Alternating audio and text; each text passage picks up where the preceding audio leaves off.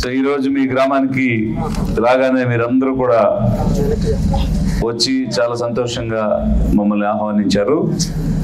మీరు అందరూ కూడా చాలా ఆప్యాయంగా, అంటే దగ్గరగా మా మనిషి అన్నట్టుగా మీరు మాట్లాడిన విధానం, ప్రవర్తించిన విధానం, మీకున్నటువంటి అభిమానానికి నా హృదయపూర్వకంగా ధన్యవాదాలు తెలియజేస్తున్నాను. మరి ఒకసారి మనం మన రాష్ట్రంలో ఉన్నటువంటి పరిస్థితులు, మన పేదవారు అనుభవిస్తున్నటువంటి పరిస్థితులు విశ్లేషణ చేసుకుంటే, ఇప్పుడే మీరందరూ విన్నారు, నేను తడ నుంచి సుమారుగా 3000 కిలోమీటర్ల వరకు పాదయాత్ర చేయడం జరిగింది. అంటే ఈ వైపుకి రాలేదు, నాయుడుపేట మీదుగా వెళ్ళడం జరిగింది. అలా మన నెల్లూరు, ఒంగోలు, గుంటూరు, విజయవాడ, ఏలూరు, కాకినాడ అవన్నీ దాటుకుని తుని అనే ప్రదేశం వరకు 142 రోజులు నడిచినప్పుడు 1200 గ్రామాల పైనే నేను వెళ్ళటం జరిగింది. పేదవాళ్ళని చాలా మందిని కలుసుకున్నాము. ముఖ్యంగా ఎస్సీ, ఎస్టీ, ఓబీసీ, మైనారిటీ, ఇలా ఓసీలో పేదలు అందరినీ కూడా కలవటం జరిగింది. వారందరూ కూడా వ్యక్తం చేసింది ఏంటంటే, ఇప్పుడున్నటువంటి పరిస్థితిలో మనకు 2 పార్టీలు ప్రధానంగా, తెలుగుదేశం పార్టీ గతంలో ఉండేది, ఇప్పుడు వైఎస్ఆర్ కాంగ్రెస్ పార్టీ ప్రభుత్వంలో ఉన్నది, బీజేపీ కేంద్రంలో ఉన్నది. ఈ పార్టీలే ఎంతో కాలంగా మన రాష్ట్రాన్ని పాలిస్తూ పేద ప్రజలకు ఒక గుర్తింపుని కానీ, ఒక గౌరవాన్ని ఇవ్వకుండా తక్కువ శాతం ఉన్నటువంటి వాళ్ళు నిరంతరం అధికారంలో ఉంటున్నారు. అధిక శాతం ఉన్న జనం, మనం ఎప్పుడు కూడా కిందే ఉంటున్నాము, పాలనలోకి రావడం లేదు. మరి ఇప్పుడు చూస్తే కాంగ్రెస్ పార్టీ అని ఒక మేడం తిరుగుతూ ఉన్నారు, వైఎస్ఆర్ కాంగ్రెస్ అని ఇప్పుడున్న ముఖ్యమంత్రి గారు ఉన్నారు, తెలుగుదేశం అని చంద్రబాబు నాయుడు గారు ఉన్నారు, బీజేపీ అని ఆయన యొక్క వదిన గారు బీజేపీ అధ్యక్షురాలుగా ఉన్నారు. ఒక్కసారి ఆలోచించండి, 2 కాంగ్రెస్ పార్టీలు నడిపిస్తున్నది ఒకే కుటుంబానికి చెందిన అన్న చెల్లెళ్ళు, తెలుగుదేశం బీజేపీ నడిపిస్తున్నది ఒకే కుటుంబానికి చెందిన వదిన మరిది. అంటే మరి ఈ రాష్ట్రానికి 2 కుటుంబాలైనా? ఎప్పుడు వాళ్ళిద్దరూ కలిసినా 10% లేరు జనాభాలో. వాళ్ళే రాజ్యం వెళ్తూ ఈ కుటుంబానికైనా అధికారం ఉండాలి, ఆ కుటుంబానికైనా అధికారం ఉండాలి అని రాష్ట్రం మొత్తాన్ని వాళ్ళు గుప్పెట్లో పెట్టుకుని నడిపించడం, ఇది సమంజసమా? ఇది న్యాయమా? మరి కోట్ల మంది ఉన్న పేద ప్రజలు ఏమైపోవాలి? 20% ఉన్న ఎస్సీలు ఏమైపోవాలి? 6% ఉన్న ఎస్టీలు ఏమైపోవాలి? 50% ఉన్న బీసీలు ఏమైపోవాలి? అంటే జనాభాలో అధిక శాతం ఉన్నటువంటి ఎస్సీ, ఎస్టీ, బీసీ, మైనార్టీలేమో ఎప్పుడూ పేదవాళ్ళుగా ఊరు బయట, ఏ అభివృద్ధి లేకుండా, ఒక రోడ్డు ఉంటే డ్రైనేజ్ ఉండదు, డ్రైనేజ్ ఉంటే రోడ్డు ఉండదు, 2 ఉంటే నీళ్లు ఉండవు, నీళ్లు ఉంటే రోడ్లు ఉండవు, కనీసం ఒక కమ్యూనిటీ హాల్ ఉండదు, ఒక గుడి ఉండదు, ఒక బడి ఉండదు. పేదవాళ్ళేమో వాళ్ళు సొంత డబ్బులు పెట్టుకుని తల 1 రూపాయి వేసుకుని కావాలంటే గుడి కట్టుకోవాలి, కావాలంటే వాళ్ళు చేసుకోవాలి. కానీ వాళ్ళు మాత్రం, నిన్న మేము గ్రామాలు తిరిగి వస్తూ ఉన్నాం, అక్కడ చెప్తున్నారు 11 అడుగులు 12 అడుగులు ఇసుక కూడా తవ్వుకుని వెళ్ళిపోతా ఉన్నారు, మట్టి కూడా అమ్ముకుంటున్నారు, గనుల్లో తవ్వుకుని రాళ్ళు అమ్ముకుని కోట్ల రూపాయలు సంపాదిస్తున్నారు. వాళ్ళ అనుచరులు, ఎమ్మెల్యేలు, ఎంపీలుగా గెలిచిన వాళ్ళు, అధికార పార్టీ వాళ్ళు వాళ్ళ అనుచరులు కోట్ల రూపాయలు సంపాదించుకుంటూ పోతున్నారు. కనీసం వాళ్ళ వెంట తిరిగి వాళ్ళ కోసం పనిచేసి వాళ్ళందరికీ మేము ఓట్లు వేస్తే వాళ్ళ వెనకాల తిరిగిన మాకు సంబంధించిన నాయకులకు కూడా ఒక చిన్న పని ఇచ్చిన పరిస్థితి లేదు, చిన్న ఆదాయం వచ్చే అవకాశం కల్పించింది లేదు, ఒక కాంట్రాక్ట్ ఇచ్చింది లేదు, సంపాదించుకున్నది లేదు. ఇది నడుస్తున్నటువంటిది అన్న విషయాన్ని మన ప్రజలందరూ చెప్తూ, వాళ్ళైనా రాజ్యం వెళ్ళేది, వాళ్ళైనా ఎప్పుడు అధికారంలో ఉండేది, వాళ్ళైనా అన్ని రకాలుగా అనుభవించేది, మనకు అలాంటి అవకాశం రాదా? మనం ఎప్పుడు పేదలుగానే ఉండాలా? ఆలోచించండి.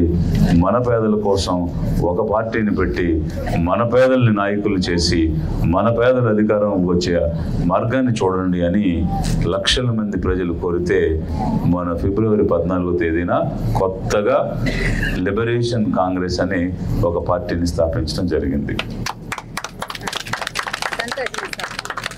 ఈ లిబరేషన్, థ్యాంక్ యూ అమ్మా, ఈ లిబరేషన్ కాంగ్రెస్ అంటే అర్థం ఏంటనేది ఒకసారి చూద్దాం. కాంగ్రెస్ అంటే దాని యొక్క అర్థం ఇలా 10 మంది కలిసి కూర్చుని నిలబడి ఒక ఆలోచన చేయడాన్ని ఇంగ్లీష్లో మనం కాంగ్రెస్ అని అంటాం. దేనికోసం మనం ఆలోచన చేస్తున్నాం, ఏమి సాధించాలని ప్రయత్నం చేస్తున్నాం అంటే లిబరేషన్ అంటే అర్థం ఏంటంటే మనం పడుతున్న కష్టాల నుంచి, బాధల నుండి, శ్రమల నుండి, మన యొక్క పేదరికం నుండి విముక్తి పొందడాన్ని మనం లిబరేషన్ అని అంటాం అనమాట. సో మన ఆలోచనే మన పార్టీలో పేరులో పెట్టుకోవడం జరిగింది. ఇంగ్లీష్ పదం అది లిబరేషన్, తెలుగులో విడుదల అవ్వడం, విముక్తి చెందడం. అలాంటి ఒక అర్థంతో ఈ కొత్త పార్టీని తనియాగా ప్రత్యేకంగా పేదవారి కోసమే మనం ఏర్పాటు చేసుకోవడం జరిగింది.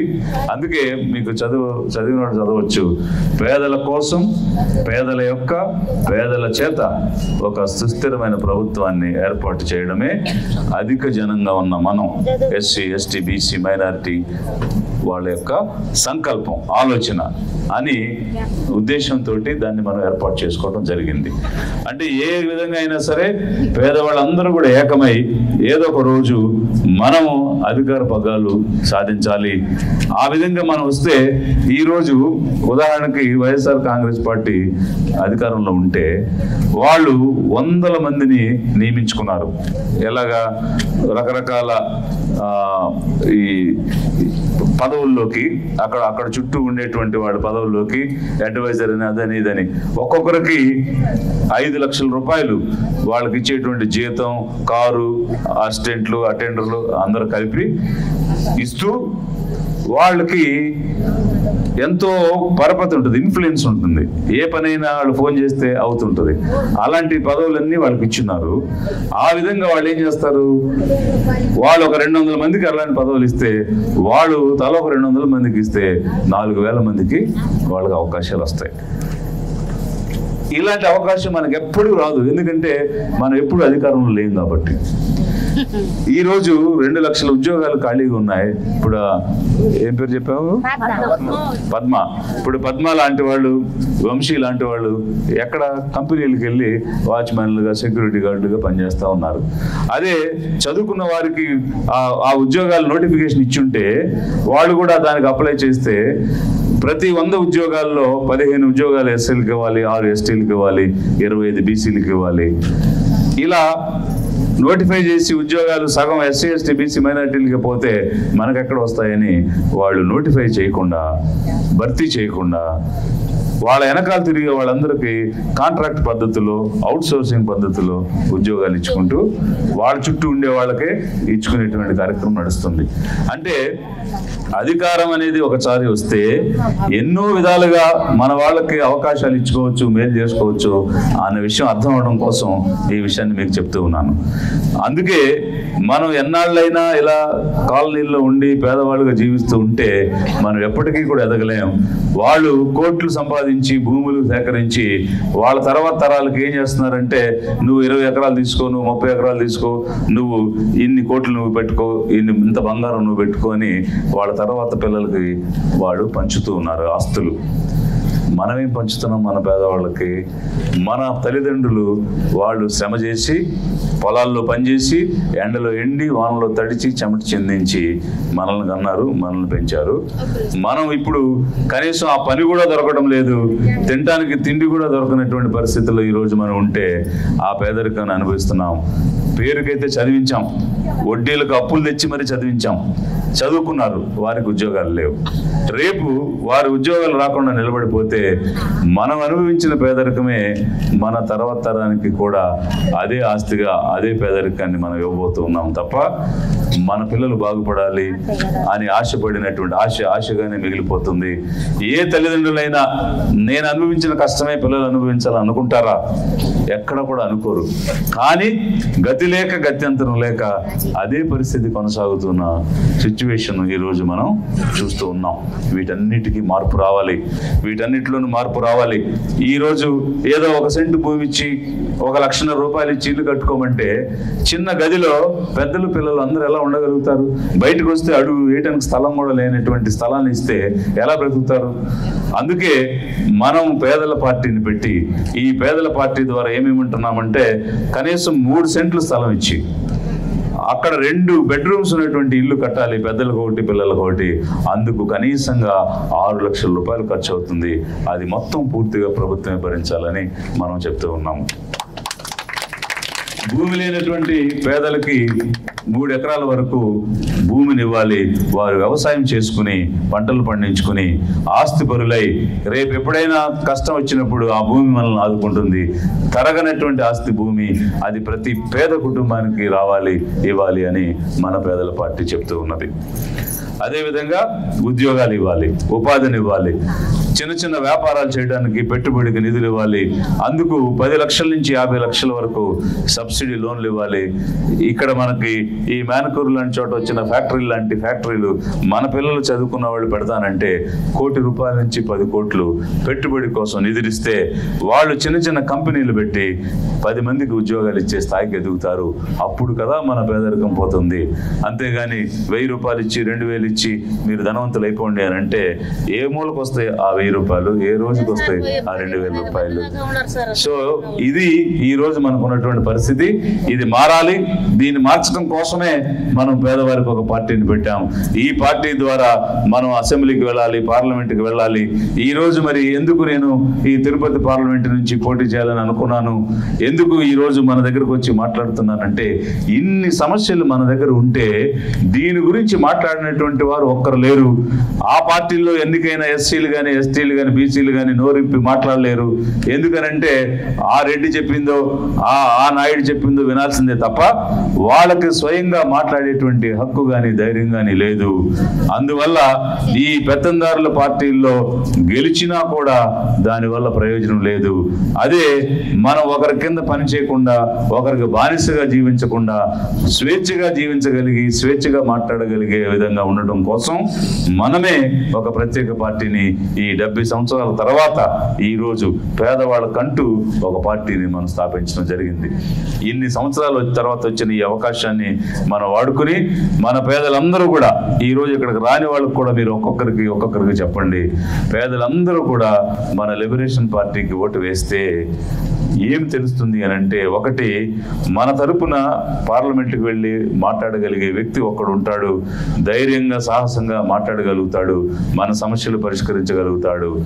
అదే సమయంలో మనం అందరం ఎంతమంది ఉన్నాము అన్నది మన పార్టీకి ఓటు వేయటం వల్ల తెలుస్తుంది. వాళ్ళ పార్టీలకు ఓట్లు వేస్తే అందరూ వేసిన ఓట్లు మన ఓట్లు కలిసిపోతాయి. అందువల్ల మనం ఎంతమంది ఉన్నాం, పేదవాళ్ళు ఎంతమంది ఉన్నారు అన్న బలం తెలియదు. మనమందరం మన పార్టీకి వేస్తే మన బలం ఏంటో తెలుస్తుంది. మన బలాన్ని బట్టి మన మాటకు విలువ వస్తుంది, మనం అడిగింది నెరవేరుతుంది, కోరింది మన దగ్గరకు వస్తుంది. అందుకోసం మనం ఒక పార్టీని పెట్టి మన పేదలందరూ మన పార్టీకి ఓట్లు వేసుకుంటే ఆ బలంతో మనం దేనైనా సాధించుకునే శక్తిని తెచ్చుకోవచ్చు. అది గుడైనా, బడైనా, ఇల్లైనా, రోడ్డు అయినా, డ్రైనేజ్ అయినా, లేకపోతే ఒక ఉద్యోగమైనా, ఇవన్నీ కూడా సాధించే అవకాశం మనకు వస్తుంది.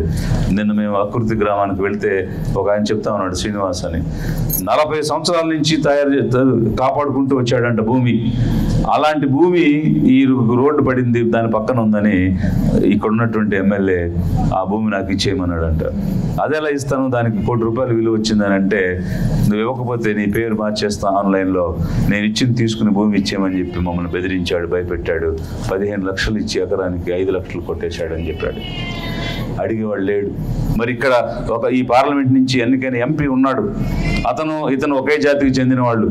మరి నా జాతి వాడికి ఇంత నష్టం జరిగింది, ₹1 కోటి విలువ చేసింది 10 లక్షలకు తీసేసుకున్నాడు అని అతను ఏడుస్తుంటే నిజంగా ఏడ్చాడు, కళ్ళంటి నీళ్లు పెట్టుకుని ఏడ్చాడు. ఇదే సమయంలో రాత్రి 10 గంటలకే.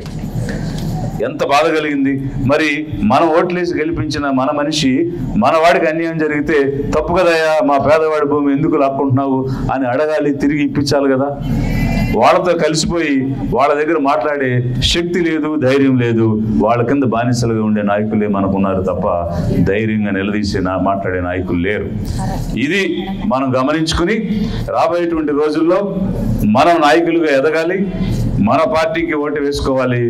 మన మనిషిని ధైర్యంగా, నాలెడ్జ్, జ్ఞానం ఉన్న వ్యక్తిని, అనుభవం ఉన్న వ్యక్తిని, తెలివైన వ్యక్తుల్ని మనం పార్లమెంట్కి పంపిస్తే మన కోసం పోరాడతారు, మన సమస్యలు పరిష్కారం చేస్తారు. ఈరోజు మీరు రాసుకొచ్చిన ప్రతి అర్జీకి పరిష్కారాన్ని ఇవ్వాలి అని అంటే మనకు ఒక స్థాయి రావాలి. ఆ స్థాయి మనం ఓటు వేయటం ద్వారా వస్తుంది. అది మీరు గమనించుకుని, ఇన్నాళ్ళు ఎంతోమందికి వేసాం, ఎవరెవరికో వేసాం, ఎవరెవరినో నమ్మాం. మనం నమ్మడం తప్ప మనల్ని నమ్మినోడు ఎవడూ లేడు. కానీ ఈరోజు మనల్ని నమ్ముకుని మన కోసం నిలబడిన పార్టీ వచ్చింది, మన లిబరేషన్ పార్టీ. సో గుర్తు రాగానే మీ అందరికీ తెలియజేస్తారు, దాన్ని మనసులో పెట్టుకోండి. రేపు ఓట్ల కోసం డబ్బులు ఇవ్వడానికి వస్తారు. ఎందుకు డబ్బులు ఇస్తున్నారంటే వాళ్ళు మన కోసం పనిచేస్తారనే నమ్మకం మనకు లేదు కాబట్టి, చేయలేదు కాబట్టి. చేసుంటే డబ్బు ఎందుకు ఇవ్వాలి? ఈ పని చేశాం కదా ఓటేయమని అడగాలి. అలాంటి పరిస్థితి లేదు కాబట్టి డబ్బు ఇచ్చి ఓటేయమంటారు. వాళ్ళు డబ్బులు ఇస్తారు, మంది ఇస్తారు, బిర్యానీ ఇస్తారు. తీసుకుంటారా మానేస్తారా మీ ఇష్టం. ఆ విషయాన్ని నేనేం చెప్పను. కానీ గుర్తుపెట్టుకోవాల్సిందల్లా ఒకటే, మన పేదలందరూ మన పేదల పార్టీకి నిశ్శబ్దంగా వెళ్ళి పోలింగ్ బూత్లో ఓటు వేసేయాలి. అది మాత్రం మనసులో గుర్తుపెట్టుకోండి. ఎవరి దగ్గర ఏం తీసుకుంటారు, ఎలా చేస్తారు అనేది మీ ఇష్టం. మీ యొక్క విజ్ఞతకు వదిలేస్తున్నాను నేను. అసలు డబ్బులు ఇచ్చే దానిలో కూడా వివక్ష ఉంది, తెలుసా మీకు ఆ విషయం? నేను మొన్న సత్యవేడిలో మాట్లాడుతుంటే చెప్పారు వాళ్ళు నాకు. అక్కడ గుంటూరు జిల్లాలో విజయవాడ దగ్గర ఒక్కొక్క ఓటుకి 2000 ఇచ్చారని నేను విన్నాను. అదే విషయం 2000 ఇస్తారు ఓటు కోసం అని అంటే వాళ్ళు చెప్పారు నాకు, లేదు 500 ఇచ్చారని. అంటే పేదవాళ్ళకైతే తక్కువ ఇస్తున్నారు, పెద్దవాళ్ళకైతే ఎక్కువ ఇస్తున్నారు అన్న విషయం ఆ రోజు తెలిసింది నాకు. అంటే వాళ్ళు లంచం ఇచ్చే దగ్గర కూడా వివక్ష చూపిస్తున్నారు పేదవాళ్ళ మీద అనేది ఎంత ఆశ్చర్యకరంగా అనిపించిందో ఆ రోజు నాకు. అంటే ఇప్పుడు ఆ ఓటు ఎంతో, ఈ ఓటు కూడా అంతే కదా. ఒక భూస్వామి వేసిన ఓటు విలువ ఎంతో, ఒక పేదరాలు వేసిన ఓటుకు కూడా అదే విలువ. భారత రాష్ట్రపతి ఓటు వేస్తే ఎంతో, మన భారతీయ వేస్తే కూడా అంతే విలువ. అలాంటి విలువ ఒకటే ఉన్నా కూడా వాళ్ళు లంచం ఇచ్చేటప్పుడు కూడా వివక్ష చూపిస్తున్నారు. ఎంత దారుణంగా మనల్ని చూస్తున్నారు అన్నదానికి ఇంతకు మించిన నిదర్శనం అవసరం లేదు. ఇది గమనించుకుని మీరందరూ మనసులో పెట్టుకోండి. ప్రతి సమస్యని పరిష్కారం చేయాలనే ఆలోచనతోనే వచ్చాను నేను ఇక్కడికి. ఖచ్చితంగా మనం పరిష్కారం చేసుకుందాం. మీరు అడుగుతున్నటువంటి అన్నీ కూడా మనం పరిష్కరించుకుని ముందుకు వెళదాం. రాబోయే రోజుల్లో మనం మన పిల్లలకి మంచి భవిష్యత్తుని ఇచ్చే విధంగా ఒక ప్రయత్నం చేద్దాం. అందులో భాగంగానే ఈరోజు ఇక్కడికి రావడం జరిగింది. ఖచ్చితంగా మన జీవితాలు బాగు చేసుకుని సంతోషంగా జీవించాలి. అందుకు మీరందరూ కూడా సిద్ధంగా ఉండండి అని చెప్పి తెలియజేస్తూ, మీరు ఇచ్చినటువంటి అవకాశానికి ధన్యవాదాలు తెలుపుతూ సెలవు తీసుకుంటాను.